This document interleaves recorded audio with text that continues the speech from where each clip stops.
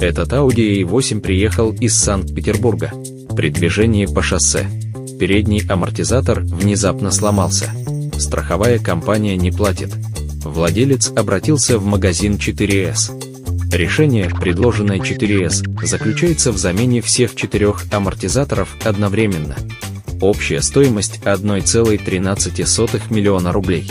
Владелец автомобиля не выдержал на месте. К счастью, я уже видел видео о профессиональном ремонте амортизаторов.